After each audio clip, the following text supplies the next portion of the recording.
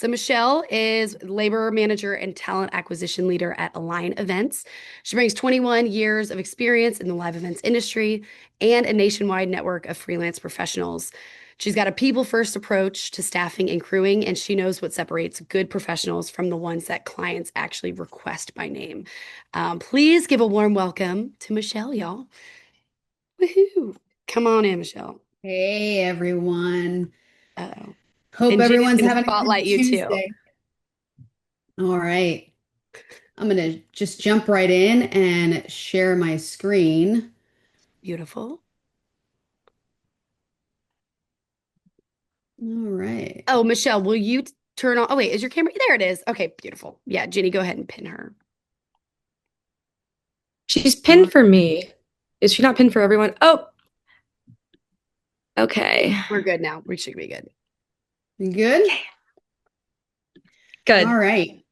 Well, I appreciate everyone being here. And I'm excited to talk about things that aren't really typically talked about in our industry, unfortunately. Many of you have put a lot of work and effort into the technical side of your training. You've got certifications, you know different gear, and more importantly, you've actually executed successful events. But there's a whole other set of skills that can make a surprisingly big difference in how often you get called and how people remember you. These are things I've learned from being on the hiring side for, as Nikki mentioned, over 20 years, looking at thousands of resumes and hiring thousands of freelancers. And my goal today isn't to tell you that you're doing everything wrong. It's quite the opposite. I want to give you a peek behind the curtain so that you can use some of the things I've learned to make your own career easier and more successful and last. If I can sum up everything that we'll talk about today, it's really going to come down to your reputation. Over the years, I've seen incredibly technical people build successful careers, but I've also seen talented people struggle to get work. And a lot of the time, it's not the technical skills or ability that makes the difference. The technical skills may get you in the door, but what keeps you in the room is everything that happens around those skills. So think about your resume as, I'm sorry, think about your reputation as your real resume.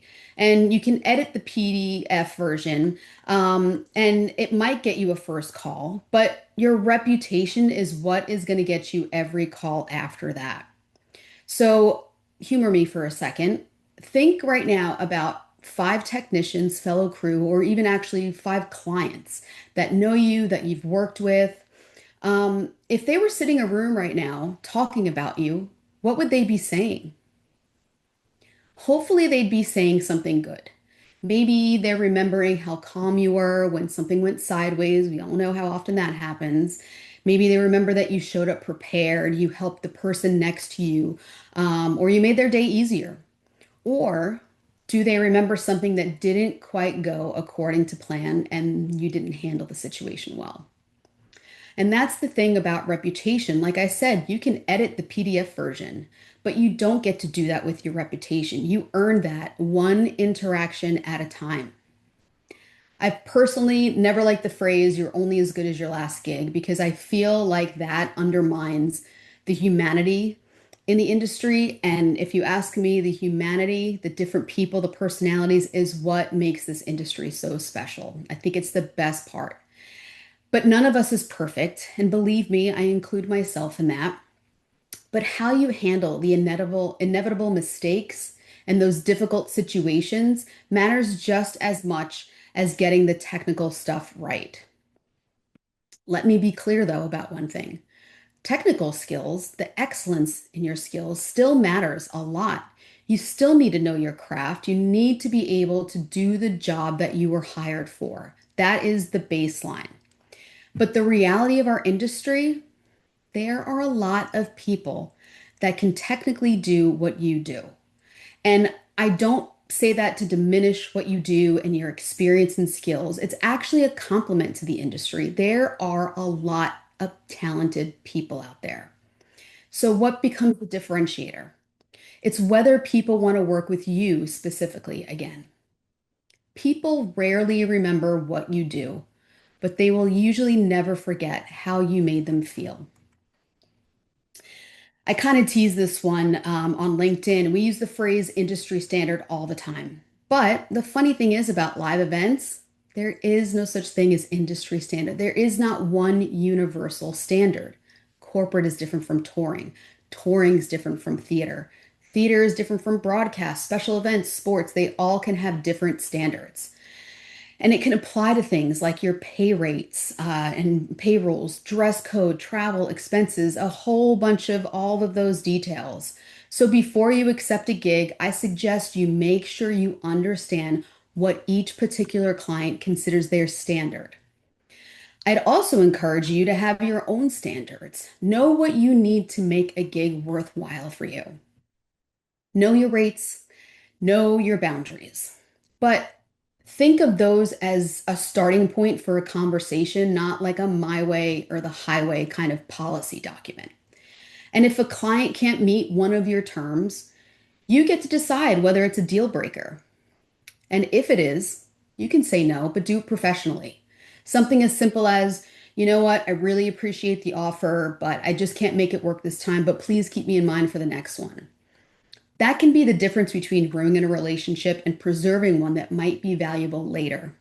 You don't have to say yes to every job to be professional, but you need to know how to say no without burning the bridge. Can I bring up something real quick and actually ask you this question? Absolutely. So, talking about the reputation part and messing up, like I remember early on, I learned the hard way of how to make sure your alarm is set on loud before you go to bed because I got a really great gig working rehearsals. I my phone was on quiet, so it was going off, but I didn't hear it. I was late to rehearsals, so I didn't get to pick up the eggs and all these things in the morning to take to there.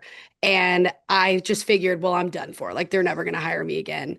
And actually they didn't, and it's okay because I was late. I like that's really just a no-no, and I had to learn the hard way. Yeah. Um, but is there a way that because I mean, knowing myself at 22, I was probably like, I'm so sorry, I can't believe, like, and I was just like living in that shame the rest of the day. Is there anything that you would recommend someone that totally messes up? How do they make it right so that they might get hired again or so it doesn't really hurt their reputation? Yeah, that's a great question. And just own up to it. That's probably the number one thing you can do. Just accept that you made the mistake, know that you did, apologize, and then make sure that it doesn't happen again, especially if it's a client that you really want to work with and that you've had a, great experience with. But I'd say the number one thing is don't just, pass the blame or, I didn't do it or whatever it is, but just own up to it and then apologize. Yeah. And you'll never make that mistake again. Absolutely. Yeah. Some mistakes you don't need to learn the hard way, but when you do, you'll never make again. Yes. Yeah. So it's funny you should say that experience and talk about that because I have one of my own. Um, so I actually took let me go back here. I might have jumped ahead with that. No. Oh, I'll speak about it at the next slide. It is there, but it still ties into this. Being realistic with what you know and what you don't know can prevent yourself from setting yourself up for failure. So being honest about your strengths. What do you do confidently? What have you practiced enough that you can just walk into a show and handle it? And then there are the things that you're still learning or you just don't know yet. And that's fine. You don't need to be great at everything. So I would actually suggest that if you find something that you really enjoy and you're good at, learn how to do it and get really, really good at it. But if there's part of a scope when you're offered a gig that is just kind of beyond your skill level, don't talk yourself into accepting it and expect you'll magically become an expert overnight. There's nothing wrong with saying, you know what, that's not quite in my wheelhouse yet. There's always more to learn, and technology changes, clients are different, like we talked about, and markets vary. So when a gig comes along, you need to be honest about whether you can actually do the job. That honesty is going to protect you, it's going to protect your client, and more importantly, it protects that reputation that you're working so hard to build. And this is my story. Take it from me. One of my favorite lessons that I've learned. So, I went to school for broadcast journalism, and in college, I had a professor one day spend an entire lecture teaching us how to coil cable. And I remember thinking, seriously, this is what we're doing? I mean, shouldn't we be spending more time editing or working on our writing skills? And then, of course, fast forward to my first day on actual show site, and nobody asked me if I could edit. Nobody cared that I had spent all that time learning things that I thought were important. But you know what they did ask me to do? Coil cable. And I was not prepared. So the lesson, of course, isn't really about cable. It's about staying humble enough to recognize that you don't know everything and you never will, especially in an industry of technology. So if someone with more experience than you is willing to teach, listen, learn. You may know more than some, but you don't know more than most. I have a quick story on coiling cable, Yeah. actually. I somehow got a job working Bonnaroo in the video world because I really Mm, thought video world would be amazing. Sorry about the birds. And but I never did learn how to coil cable. Again, I think I was 23, but I was so excited about doing all the camera angles and whatever, the long lens and handheld. yeah. So when we were loading out, I remember being like, I have no idea how to do this. And I was hiding under a stage for a good bit of it because I was so embarrassed that I didn't know how to do it. And I could have spent time in the downtime asking and I didn't. And so someone came up and said, "You don't know how to do this, do you?" And I was like, "No." And I was like crying because I was so embarrassed. And someone took the second to work on it with me. And I was still not great at it. It took me a while, but then I knew what I could go off and do that was actually helpful. So yeah, Yeah. asking and not assuming that people know what you're doing is always the way. Yeah. Yeah. Yeah. It's and while I'm not usually on site anymore in a technical capacity, boy, it comes in handy in life just with the extension cords, even the vacuum cleaner. You better believe I coil Oh that my gosh, vacuum yeah. cleaner. Yes. Um, so I will also say, so if you cannot take a gig, offering a couple names is a nice professional courtesy. Of course, it's not required and it's not your responsibility to staff an event, but helping solve the problem can go a long way, and that adds to your reputation. If you've accepted a commitment already, do everything you reasonably can to honor that commitment. Emergencies happen, life happens, and I'm not suggesting you work a gig with the flu or go to site when you have an unexpected family emergency just because you're afraid you're going to disappoint someone. But if you do have to back out, just don't hand the client a problem only. Come with a solution if you can. And a more common example I see, if another opportunity comes along that conflicts with something you've already accepted, reach out to other crew or people in your network. See if maybe someone else wants to take it, and then have an honest conversation with that client. That's a very different conversation from, sorry, I got a better gig, and then bailing, right? The timing of all that really matters too. So the more notice you give, the more options everyone has.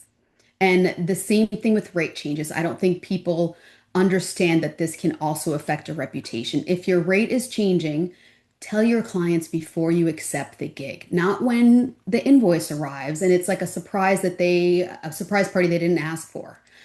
So remember, your client is running a business as well, and their budget may have actually been approved months ago. And if it's a multi-year deal, it could have been approved years ago. So you have the right to raise your rates, and people do that every year. But just give people the opportunity to prepare for the change, to plan for it. Communication is probably the single most valuable professional skill that you can develop. When in doubt, I always say communicate. And here's one most people don't think about, but it can affect that reputation. If you're on site and you see the day is going to run longer than expected, communicate that early. If you're approaching overtime, for example, let your project manager know, whoever the lead is on site, because sometimes they can get approval for that. Sometimes they can find an alternate solution. And sometimes, honestly, they are juggling so many things, they just don't realize how late the day has gotten. But the important part again is communication. It's much easier to have that conversation while there's still time to solve the problem than after the event when they're looking at overages unexpectedly on your invoice. And we all know there's going to be pressure on site. Something will go wrong, maybe multiple things will go wrong. It's the nature of live events. But people remember the technician who stayed calm and helped solve the problem a lot longer than they remember the person who stood there explaining whose fault it was and pointing fingers. You don't have to pretend everything's fine, but you can ask, hey, how can I help? And then actually help. And please treat everyone with respect. Sometimes this is hard to do in the pressure cooker of on-site. That includes the client, the project manager, venue staff, and even your fellow crew. Personally, I will also add labor coordinators and other staffing personnel in there.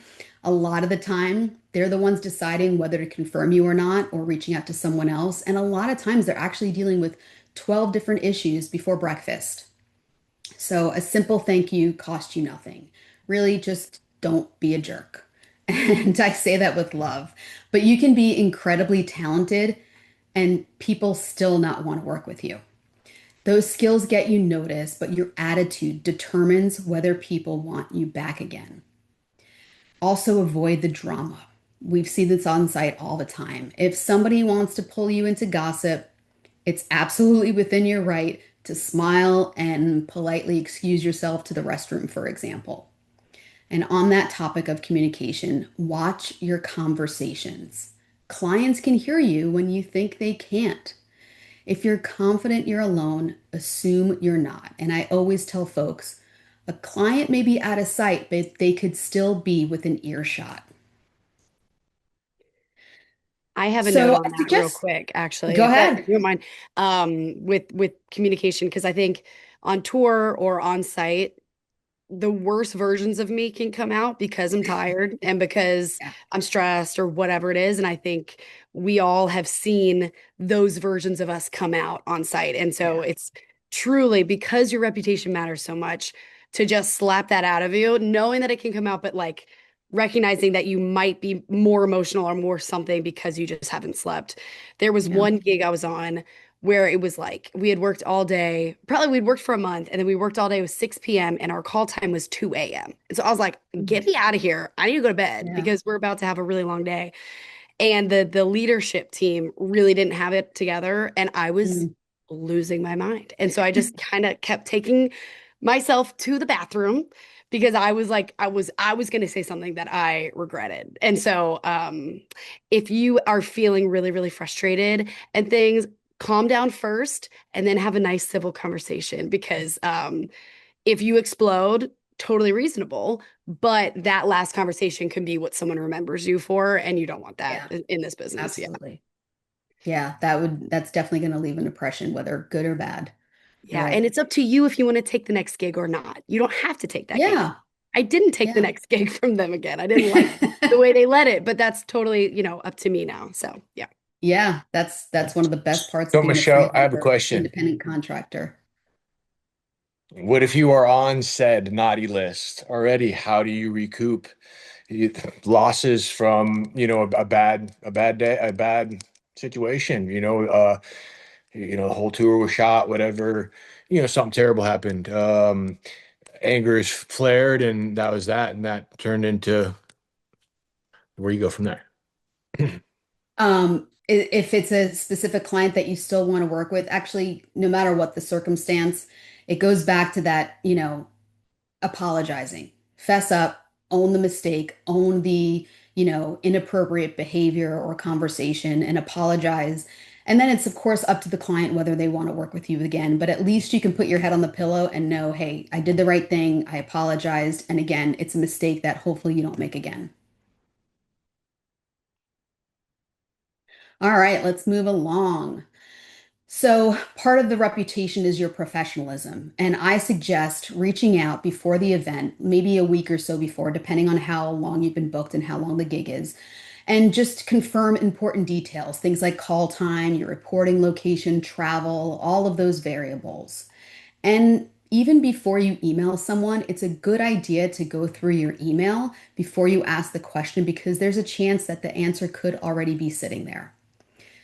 We all know that being on time means being early in this industry. Your call time is when you're ready to work. It is not when you're pulling into the parking lot, hoping that venue entrance is conveniently located right next to your car. It rarely is. So give yourself a little cushion.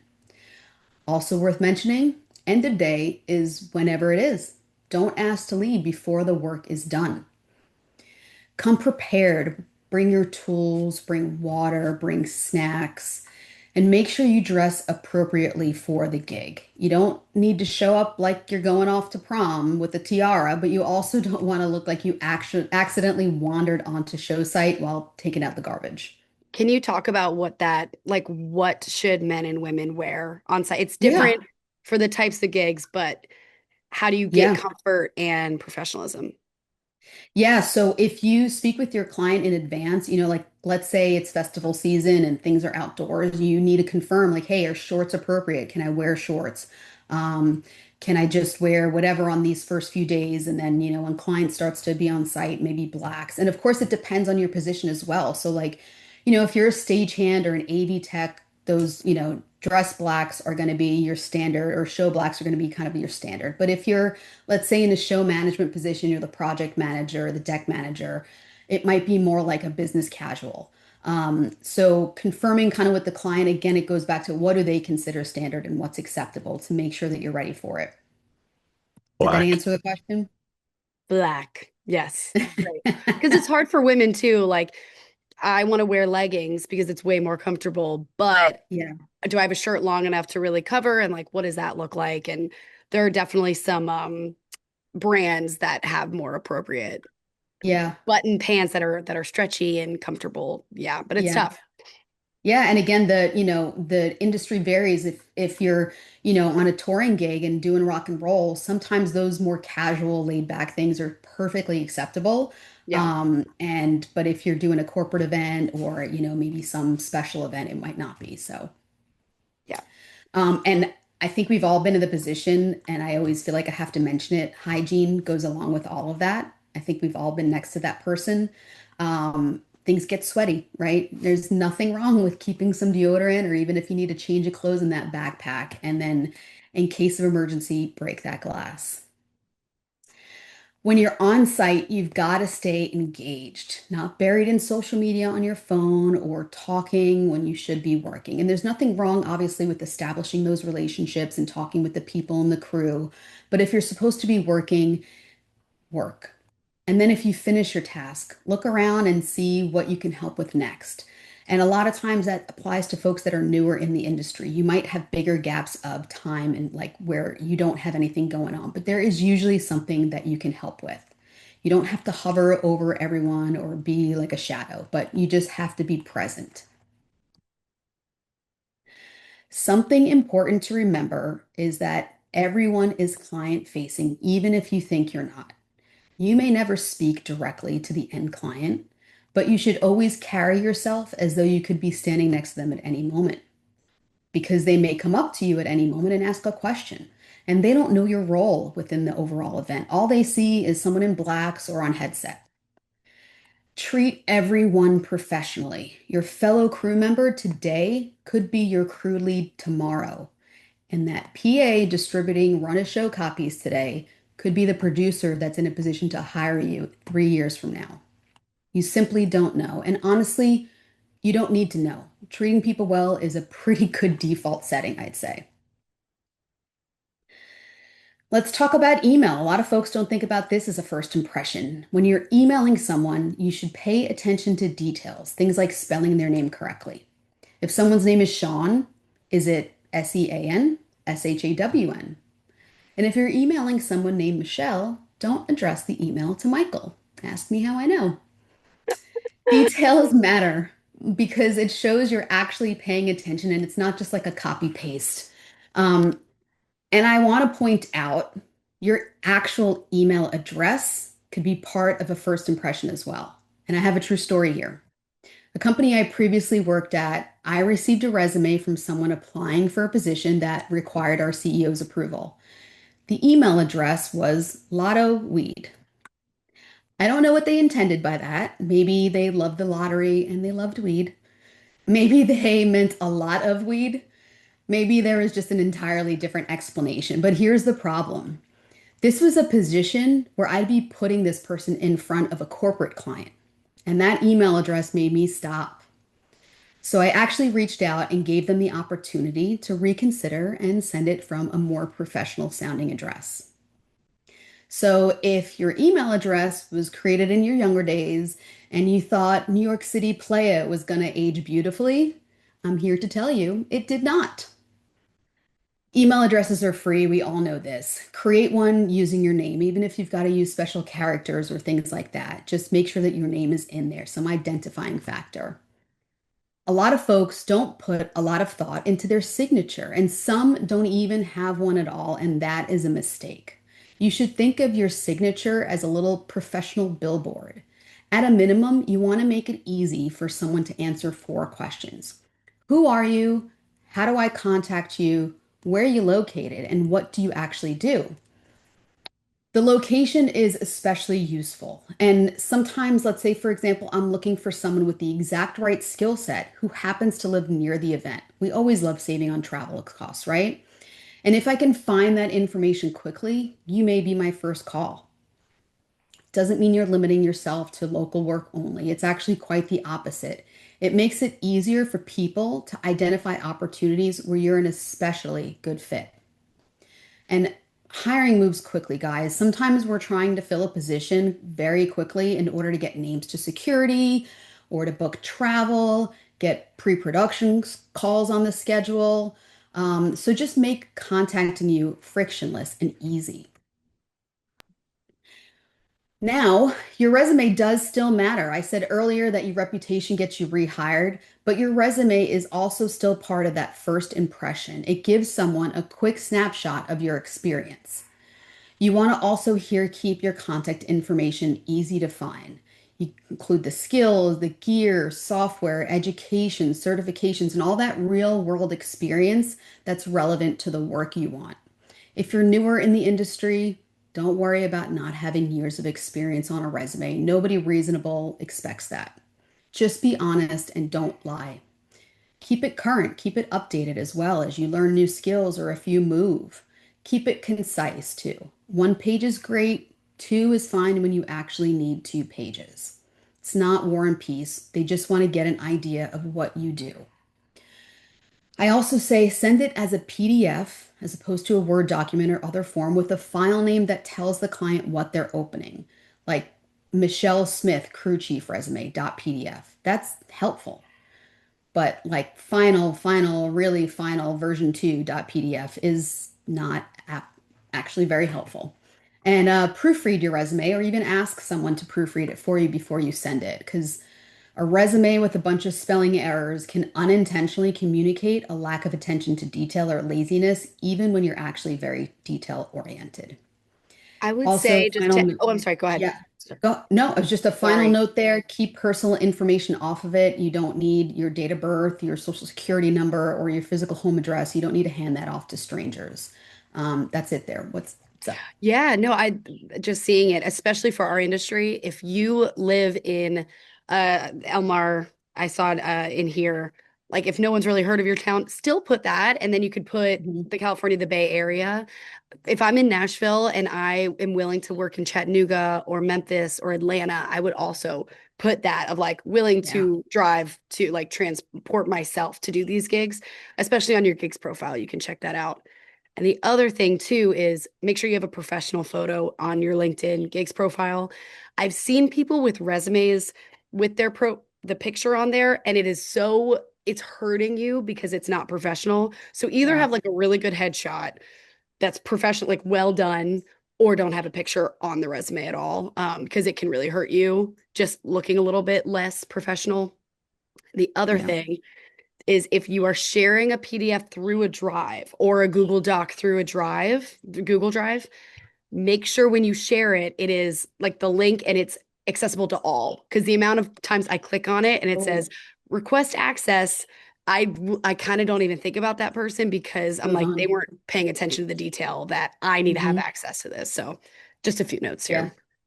Yeah, that's totally true. And I'll actually talk about social media next when it comes to that. But um, when you mention the location, I think nowadays, so folks, might grow up in a certain area, but then they go to school or they move, but they still have family in another area. And I always suggest folks, like, if you have family you can stay with, and I have a gig that's going to, be several consecutive days of work, and it's worth it for you to go there and stay with mom or a cousin, let me know that, because that just makes you more marketable. That just makes you more available for more opportunities. So that's a good point.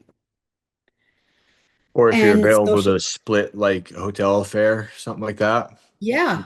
Yeah, Yeah, all that. absolutely. If let's say you travel a lot and you got points and you're like, you know what, I got nothing going on. It's really slow. I can cash in some miles and get myself there, stay, at an Airbnb or whatever. But that's an honest conversation to have with the client, because sometimes they're willing to work with you on all of that. But now going back to social media, this is the digital version of your reputation. Potential clients, they will, I would say may, but they will look at your profile. And it doesn't mean you need to turn it into like a corporate brochure. You still should have personality, and that's a good thing. But be intentional about what you make public. And I always say it's best to have a separate professional account. You use that to show your work, share things you're learning, highlight all those cool projects, and let people see what you're like on show site. Show the problem solving stuff, the interesting stuff. And if you're going to talk about challenges, focus on what you learned rather than what you think or who you think deserves blame. Because the thing is, you may think you're posting about one terrible client, and maybe they really are terrible to work with, but the clients you actually want to work with are going to see that too. And they're probably thinking, wonder what they'll say about us if we hired them. And it comes across as you're someone who's difficult to work with, and that does not boost your reputation.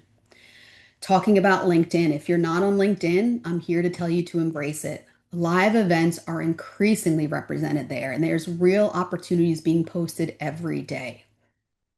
Like Nikki mentioned, put up an actual photo of your face. If I see a profile and it has no photo, I'm usually going to move on. Should also have a clear headline and then include that location where you're based out of. Make sure people can quickly understand what you do. For example, my LinkedIn headline is I hire and recruit talented technicians for live events. Pretty explanatory. And then lastly, I will also say it's a good idea to check your messages. Hiring managers like me love sliding into those DMs, so check them. One of the easiest things you can do to help yourself get booked more often is one of the easiest that's overlooked, and that's to send your availability. Send it by email with clear dates. From the hiring side, a client wants one searchable place where they can find it. Text messages and those DMs are great for a lot of things, but sending your availability is usually not one of them. If I'm filling a position, for example, 3 weeks from now, I don't want to scroll through weeks of text messages to remember whether you said you were free or not. And if you're booked solid for months out, an occasional update is plenty. I usually suggest once a quarter. If you've got a lot of openings, a monthly email is great too. But here's the part that makes a huge difference. Tell them when you're available and not when you're booked. And don't send those emails. Hey, I'm available if anything pops up. I love that enthusiasm, but like available when, it tells us nothing. So give specific dates. And the way I work is when a matching opportunity lands on my desk, I'm looking at the people who've recently told me they're available. And if your dates and skills line up, you've just made my job incredibly easy. And when you make a hiring manager's job easy, they remember you. A calendar link can make this even easier. A lot of folks do that. You're basically saying, here's where you can check my availability whenever you want. Communicating that availability, though, it means your calendar has to be accurate. You've got to maintain it. When you accept a confirmed gig, put it on the calendar immediately. If someone asks you to hold dates or pencil them in, put that hold on the calendar too. That way, 6 weeks later, you're not wondering, wait, did I promise somebody else this date? And if something is penciled in and another client calls you with a confirmed gig, communicate. You can decide maybe that you want to take the confirmed offer. Fine. Let that first client know. Or you may want to call that first client and give them first right of refusal, the opportunity to confirm that hold before you accept something else. But either way, you've got to communicate. A pencil is not a confirmation, but it's still a commitment for you to communicate. Michelle, real quick, Greg Yep. doesn't have his camera on, so I wanted to ask his question for him. deep resume, a lot of touring and venue management and other freelance work. When he's reaching out to other companies, it kind of says his age because of all the work that he's done, and he thinks it might be Mhm. costing him work. What are your thoughts on that? I don't, I personally don't think that's a hindrance. I feel like experience, like you're a veteran of the industry. It shows that you've got a lot of experience. I think the industry has a lot of room for these up and comers because we do have a lot of veterans and older folks that have been doing this a long time.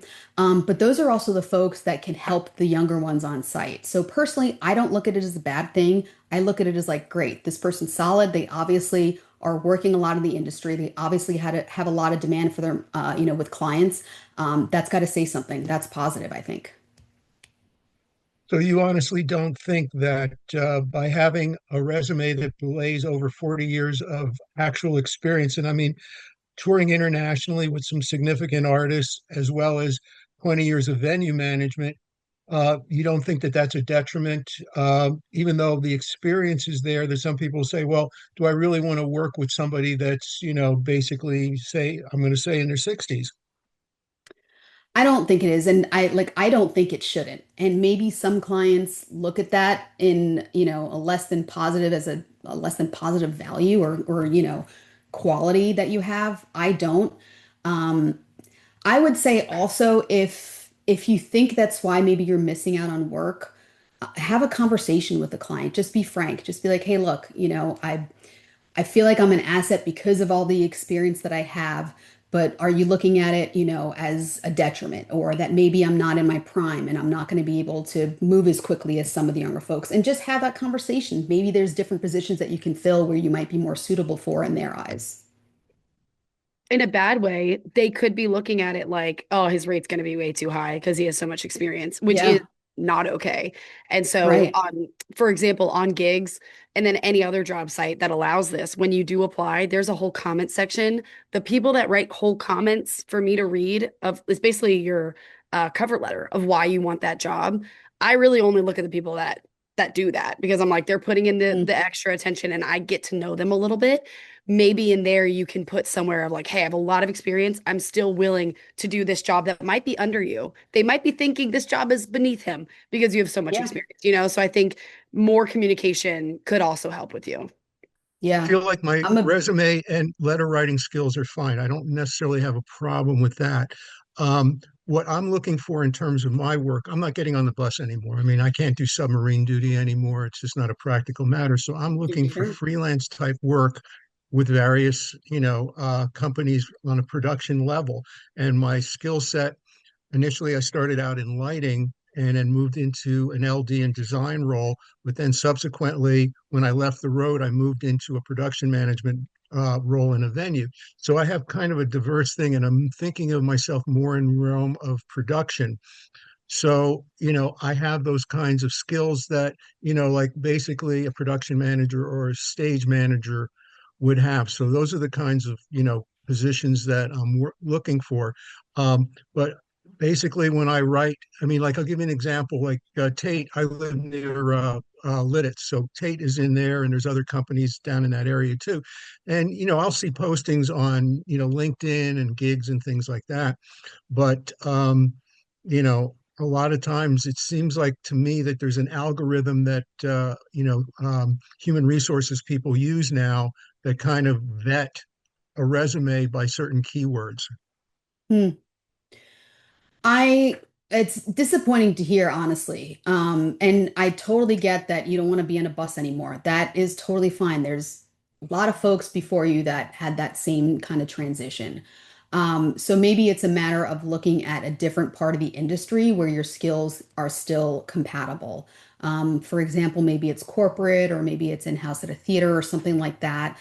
Because if you do still want to work and you want to utilize your skills, you can still do that and you don't have to get on a bus or in corporate, maybe you're staying in a hotel instead of a bus. And I would say also reach out personally as opposed to, let's say Indeed or some of those other sites. If there's a client even, that you would like to work for, totally acceptable to like cold call or cold email, and just reach out. Thank you. Yes, of course. Um, I don't think most people consider this next thing something that can affect whether a client wants to work with you again. But if we have to chase you for an invoice, that's not fun. That's a waste of time. And if you've ever spoken with me before, you've heard me say that just because the trucks have left the dock does not mean the event is over, because you still need to get paid. And I know the administrative side is not your favorite part of freelancing. And after a long show, the last thing you may want to do is open a spreadsheet, reconstruct your hours, and honestly, you're probably just rushing off to the next gig. But the administrative side is part of being an independent contractor. You don't have a department or a staff that's doing it for you. Maybe the easiest way to get an invoice out on time, I always say, is to track your hours every day. Not 2 weeks later, you're staring at your calendar thinking, what time did we get out on Sunday? And you also need to know your client's payment terms before you start. What expenses are reimbursable, and if they're questionable expenses, get those approved in advance. And when you invoice, give them the information they need, your name, not just your LLC, the event name, the venue, if they give you a PO or job number, and then itemize those daily hours. And then if you have approved expenses, include the receipts without them having to ask for it. A lot of times those receipts are required for auditing purposes. But the easier you make the invoice process, the easier you make it for your client to pay you. And your client has a client too. They may need your hours and expenses in order to bill theirs within the time frame that their client requests, and especially if there are overages. So the timely part of invoicing isn't just about getting your money. It actually communicates respect of your client's time and policies and reliability. One last thing, if the terms are net 30, give the client 30 days. If you need faster payment because you have a cash flow issue, that's okay. Have an honest conversation, but don't turn every invoice into a weekly email of, hey, just checking on that payment and when I can expect it. It can come across as a little high maintenance. And one note on the topic of money, you need a budget. Especially as an independent contractor, income is not guaranteed. It is not always the same. And I could talk about that in an entire presentation here, but if you want to talk more about that, reach out to me afterwards. But you need a budget. Make sure you've got one. One thing on invoicing too, if they aren't asking for an invoice, just send one anyways. Mhm. And get a good, you could go to Canva or you could go to Google Doc, you could go to Word Doc, and they have templates that you can use. Yeah, Make it look professional, put your address and all the things and your Venmo handle or your Zelle or how they're going to pay you. right. Because the amount of times I have to be like, okay, please send me an invoice. And they just send me like their Venmo. I'm like, no, no, no. I need this because I have to give it to my accountant because I have to Right. file W-9 paperwork and all this stuff. So Yeah. send your invoice, send your W-9 if that's, a 1099, whatever. Yeah. And Yeah. if you do this quickly, you will get rehired. Like Oh man. There, that. I have certain people along my career that when I think of them, the first thing I think of is, oh, I always got to reach out to them to get an invoice. It's why Same. Oh, people don't wait to get paid or think that, hey, I could just like, or they don't need the money. I don't know. It will never make sense to me. But if, like I mentioned about the net 30 terms, if you're working with clients that don't abide by their terms and they're waiting 60, 90 days to pay you, those aren't good clients. You don't have to waste your time working for them. They need to also treat you respectfully and fairly and respect your time as well. Um, so we work in technology, of course, as I mentioned, and as we know, and it waits for no one. If you've been in the business for a while, you remember as well as I do when things turned from analog to digital. And some people embrace that change while others basically crossed their arms and said, I don't need to know that. And I watched some very talented people as a result lose opportunities because they stopped learning.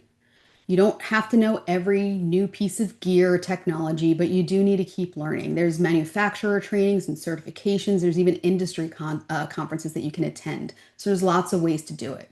And it costs money or time, yes, sometimes both. But think of it as an investment in your future marketability rather than a loss of, billable hours. Someone who's willing to keep up with the industry, it shows intention and reliability. And as you learn, teach others. If you're a veteran of the industry, remember you were new once, someone might have helped you out. So share what you know. And if you're newer in the industry, be curious rather than entitled. Ask good questions, show up prepared, and respect people's time. Maybe buy them a coffee. I always say coffee is an excellent networking strategy. You can pick their brain. But stay humble, curious, and once you learn something, pass it on. Michelle, we have 5 minutes left. Oh, perfect. I was gonna have to thank Boom. you so much for that.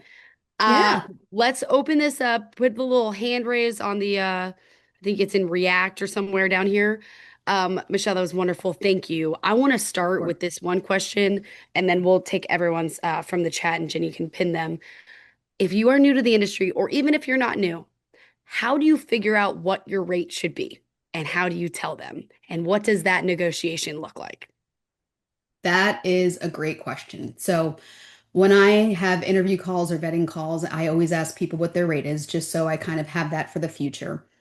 And there are times when somebody will tell me a rate and I know it's just like too low. It's what they would get working in fast food or something like that. And I tell them, I'm like, that's not kind of where the market is. I will pay you, starting at this rate. Um, but you can ask the client, good clients again, there are some that aren't going to be as honest. But a good client is going to be willing to have that conversation with you and coach you and guide you and tell you, hey, this is kind of what we're thinking for the position, or this is kind of the range that we usually pay at. And that can help you understand. The mistake that you can't make is thinking that you're at a higher level than you already are. You shouldn't be charging a rate that someone who's got 20, 30, 40 years of experience is going to, provide. They just have more experience. They have more value to offer. So be realistic about that. And again, I'm happy to have that conversation with anybody if they're trying to understand what that range might be. Can they say, like, what is the going rate? What have you budgeted out for this Yeah. position? What is a fair price if they don't know? Yeah, absolutely. And be honest, like, I haven't done a lot of this before. I don't really know what the rate is. Can you help me kind of, decide or understand, what the rate is or what the expectations are? Awesome. Thank you. I saw a actual real hand being raised by Ty. Do you want to unmute and ask a question? I was just wondering if you could address burnout, and what you do Mm. about Yeah. that. So, I wrap that all into health, between the physical health and the mental health. Actually, it's really, really important. We've seen so many people experience burnout in this industry, and it is a very real kind of daily struggle. Um, I say it's best to be proactive, plan for time off. And this kind of ties in with the budget. If you know what you need to make in a year, that kind of gives you the clarity, the freedom to say no when you need to say no, to not accept a gig just because you don't know if you're going to get another one or another offer sometime soon. But plan for it in advance, do whatever you need to do so that when the time comes where you can actually take a break, you can take a break fully and actually unplug. I would also say put it like an out of office or auto reply on so that when clients like me email you and you don't respond, we know why. And it's not like, well, I don't know if they're in the industry anymore. I don't know if they've received my email. So, um, but physical activity can sometimes help that. I know that there's long hours, not a lot of time for rest, but even taking a walk around the venue or meditating or just going out with some friends and having a nice dinner. Also maintaining the community. It's a great industry. There's a lot of great people, and at the end of the day, no one is going through it alone. Everybody's experiencing it. There's a good chance if you're feeling it, they are too. So reach out to someone. I always say call mom, that never gets old. Yeah, do you have any resources possibly you reach out for just, for anybody out there? I'm just being the devil's advocate right now. Yeah, I know there are websites. I don't know them off the top of my head, but I can certainly follow up. But I We would have say some. in between that, oh, Gigs has some. Yeah, I we would have say, some. Yeah, if you go to our directory and you mm, click in the nonprofits, there's stuff like, yeah, I'm seeing in here Backline, Echo Live, Safe yeah, Tour, lot of amazing nonprofits in there to help people. Plus, we have the gigs community. Go and yep, write in those chats, and meet people, and because yeah, it's real. yeah, Thank you, Ty. yeah. Carol. Gosh, I had to unmute. So I have a question. So you keep saying clients. So I came up through the theater industry when, it's all who they, your friends hire you. Um, and so you're seeing clients, and I've noticed that on the tours that I have been able to work on, a lot of the crew is hired from like Tade and well, I can't remember the other one, or like G2. So is that what you're talking about? Is that the client that you're talking about, or are you talking about the tour itself? Yeah, I'm talking about essentially whoever you have the relationship with, the person that's calling you to say, hey, are you available? Can you work this event or whatever it is? Okay. That's usually kind of how I look at the client. And then when I say end client, let's say you're hired for, a tour, the end client is going to be whoever the musician or the artist or Right. whoever represents that talent is.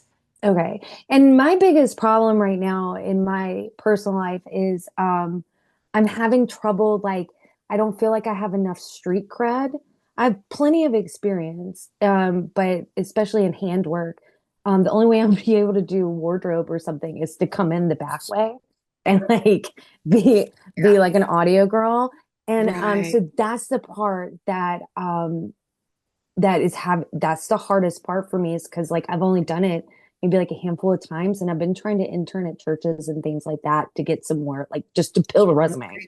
But like where do I go? Like who do Yeah. I So talk to?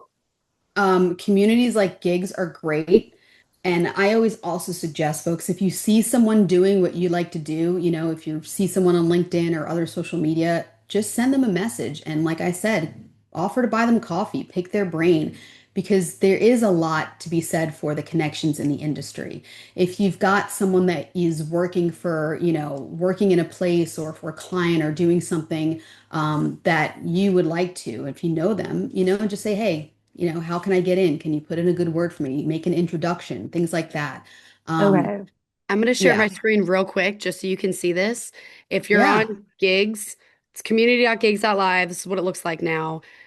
You go into network and you can type in here wardrobe and look at all the people that show up. And you can Mm, just connect with them and you can direct message them and just say, hey, that's can we great. hop on a call? I'm just trying to, meet more people. Get Plus, out of town. it's the thing that we've all needed. Exactly. But now Gigs is still just building on this community. Okay. Everyone's Yeah, in the app, but now we just need to bring everyone in the community to bring it. Plus, more meetups in cities and all that good stuff. Yeah. Right. yeah, Awesome. that's Great. great. Thank you so much. Heck yeah. Could I say something about this too? So one of the things that I did when I first started out, I really wanted to be a video engineer and LED. So what I did is I walked up to the video engineer and said, "Hey, do you mind if I work with you today? I want to Perfect. be a video engineer someday, or with the LED person, or anything like that." And just really made sure that they knew that this is something that I wanted to do. And then I would ask them questions when they had time. Or I would also volunteer to stay after the gig was over and said, "Hey, can I sit back and watch what you're doing?" So Yeah, that's a lot of things that I would advise to get where you want to go. that's great, Carl. That's really awesome. That's a perfect strategy, I'd say. Chris. Hey, quick question. So I kind of hybrid, but mostly do corporate work now as a A1, A2. Uh, like the other gentleman that talked, it's not so much as fun anymore getting out in and out of a bunk on a bus, but I still travel with a few bands. But on the corporate side, I've had a few clients done some shows. They've been really good, but then they kind of go quiet, and I'll send an email back. I'll reach out to the either the project manager or the labor coordinator and uh, try to kind of pump the pump them up a little bit or try to get some results, and it just doesn't always happen. Sometimes I don't even get responses. It's Yeah. odd though, because the show, from my perspective, went well. And I've even gone in and had conversations with people just to make sure that everything's good. I don't sit there and try to fish for compliments, but I'll get the compliment at the end of the show. And then, I also understand that when you're as a labor coordinator for yourself, you have a list of A1s and A2s, Yeah. and you're going to go with the people that are at the top of the list in the beginning, and you have to build. And having come from the touring side for so long, I'm relatively like only 5 years into the 5 or 6 years into the corporate world. So developing those relationships with people is not the easiest thing. Yeah, that's a good point. When folks send me their availability, I usually always try to respond just so they know it's not falling on deaf ears. But sometimes in just the fog of war and the chaos of the industry or busy seasons, I don't always get the chance, but I do save that. Um, when you send your invoice, that's a great time to say, hey, it was great working with you. I'd love to work with you again. If you have any feedback for me, or anything I can do better that I did well, just kind of advocating for yourself, promoting yourself. There's no shame in that. And I say sometimes, folks are just so busy, they might even just miss an email. So if you want to reach back out again, and then, if they don't get back to you, probably not the best client to work for. If they're not able to communicate themselves, or be honest with you, there's probably some others that you could be working for that will respect your time and your communication. Thanks. Thank you. Second that too. Yeah. Yeah. And maybe it's also having that more personal relationship too, of like Yes. grabbing a beer after, or like having a dinner or something Yep. to keep having that like nice relationship build. But I feel Yeah. your pain. I get that. Yeah, and if you're building your reputation all the time, so when you're on site, make sure that you're kind of going above and beyond, that you're being personable and friendly, and again, you don't need to hover, but that they'll remember that. And even if you think you ruined your reputation at some point, you probably didn't. Like there's a lot of talk in our industry, but that stuff, even if you think, oh God, they might hate me because of this or that, they really don't. Or who knows? I just things really resolve with time, especially the more you Yeah. get to prove yourself. It's not end of the world, but it is good to Yeah. know up front that in our industry, since you get jobs from people, just try to keep your cool as much as possible around people. Yeah. Learned it the hard way too. Totally. We are over time, actually. Michelle, thank you. Y'all give it up for Michelle, please, virtually. Thank Um, you everyone for being here. It was awesome.